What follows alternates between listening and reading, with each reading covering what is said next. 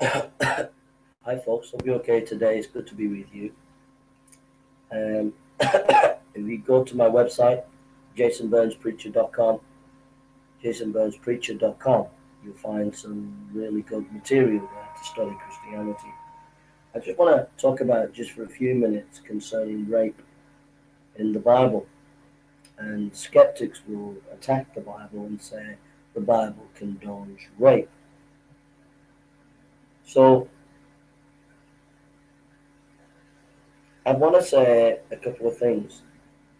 First of all, when we're looking at ancient cultures, when we're looking at the time, the early history of the Jewish people, you have to remember that there was no national health service, there was no police force, there was no, what can I say, there was no infrastructure that we have today. So, what the skeptics do, they judge the situation from our advantage point and read our culture into the ancient culture. And so, an honest intellectual, an honest person who was open minded, should have the intelligence to realize that when you're looking at an ancient document, you have to look at it in its historical, ancient culture and cultural context.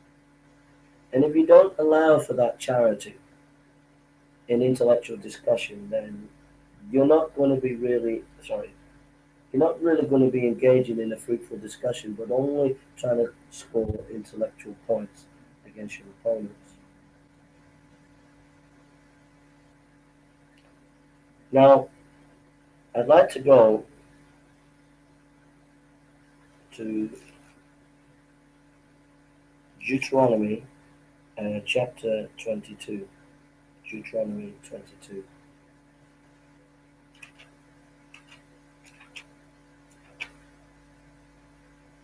Deuteronomy chapter 22.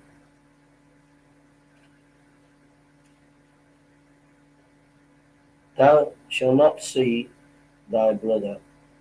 Sorry, let me just 22 verse 23. Deuteronomy 22 verse 23.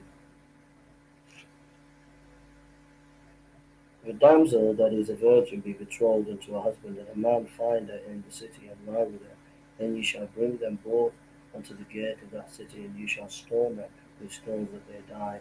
The damsel because she cried not being in the city, and the man because he had humbled his neighbour's wife, so thou shalt put away evil from among you. So, what is it saying there? You've got to understand these are case laws. They are not absolute laws, they are case laws. They are examples so that you can get some principles from them. That's an important point to make. But it's teaching you there that that's not rape, that is consent. It's consent to adultery. Now you might say, but she didn't scream. It's not saying that in every case a woman doesn't scream. She's guilty. It's not saying that. It's just giving you an example of a situation that can, in a certain case, it confirms adultery. That's what you have to remember.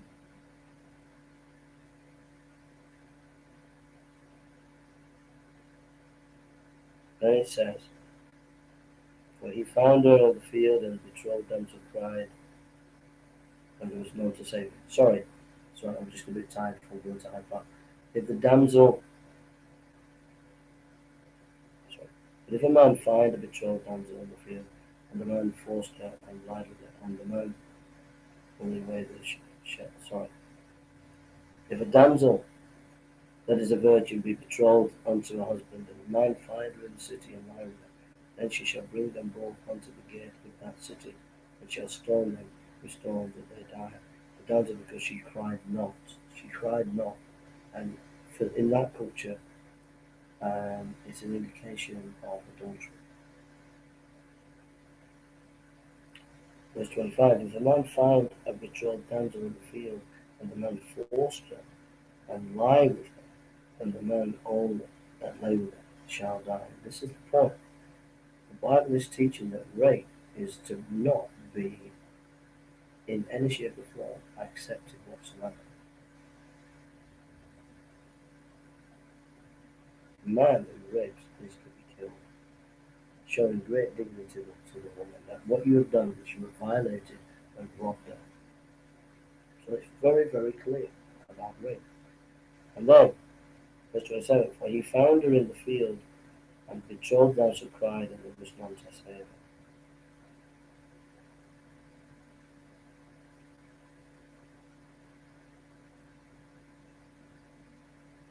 28, if a man find a damsel that is a virgin, which is not betrothed, and lay hold on her, and lie with them, and they be found, then the man that lay with her shall give unto the damsel's father 50 shekels of silver, and she shall be his wife, because he hath humbled her, he may not put her away all his days. Now this is where the skeptics say, ha ha, here is condoning rape, forcing the rapist to marry the husband, the rapist. And this is where historical context or cultural context plays an important part. Don't forget, number one, there's no National Health Service. Number two, no police. Number three, if a woman is raped in that culture, she has no future, no hope, nothing. No way of means of protecting herself, defending herself. No, she becomes utterly defenseless because she's lost in that culture her total dignity. Family was the nit.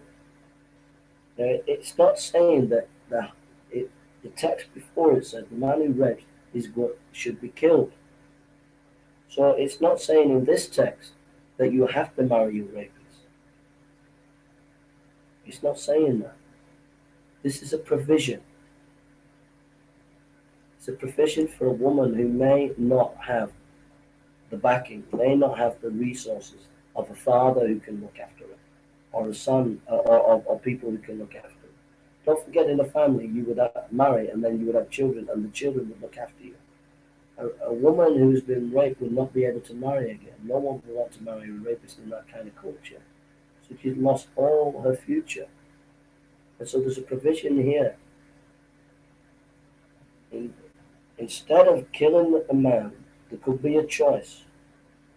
Instead of killing the rapist, there could be a choice of a hope of redemption for the rapist. That if they look after that person all the days of their life, and if the woman consents to it, she doesn't have to, then the provision is there for her if she needs it or wants it. If she needs it. Now, it's hard to get our heads around it. But if you read 2 Samuel chapter 13, if we go to 2 Samuel chapter 13, it comes out very clearly.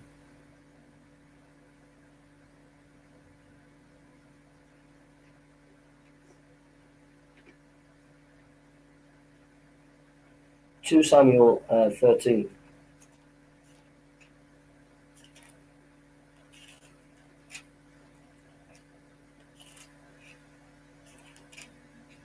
And it's the rape of Tamar.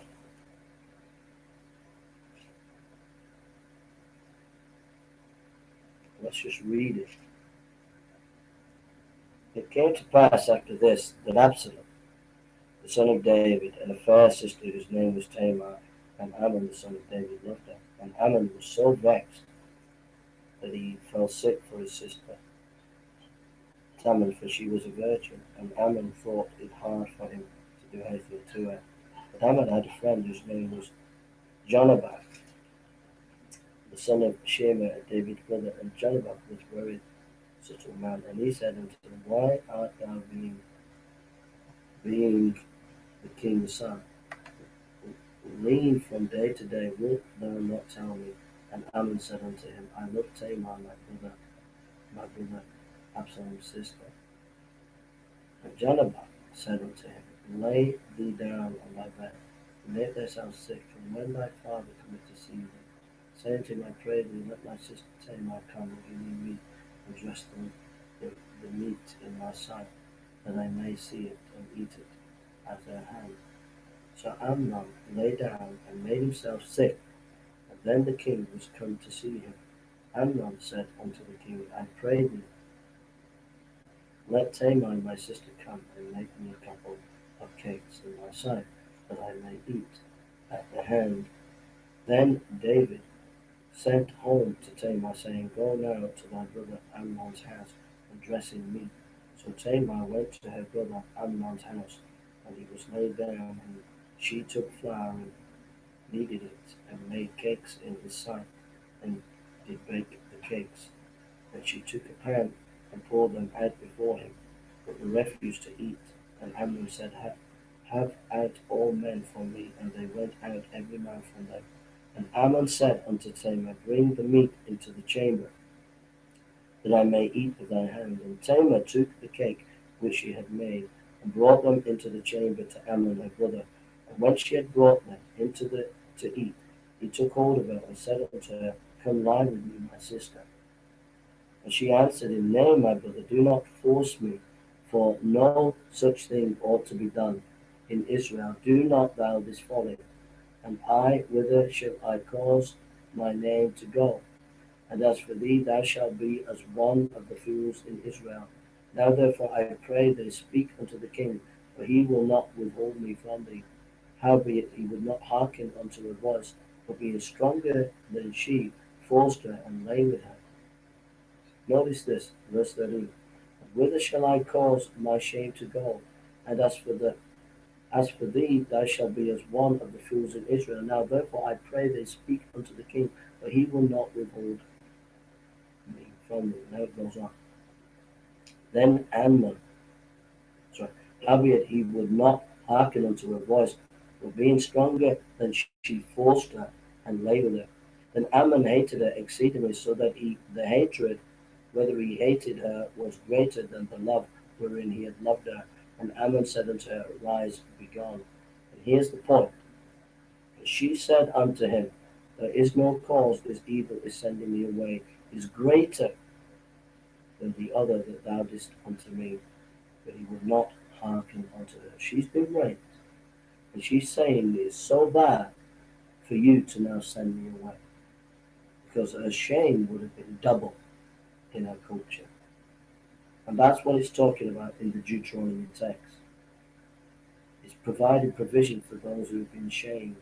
She is willing to stay with her rapist because she knows in her culture that if they're not married, she's not got a future anymore.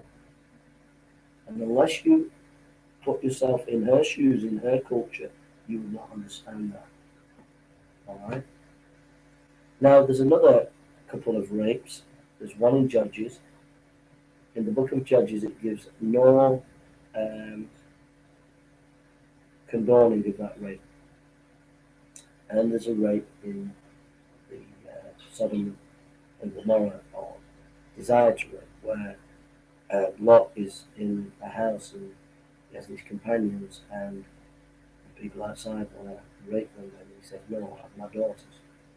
And when you read that text, skeptics say, well, this is condoning of rape. And if you actually read the text, actually, Lot was actually lying. His daughters were not actually in the house. So it's not something that text is actually condoning. All right? You've got to look at the context.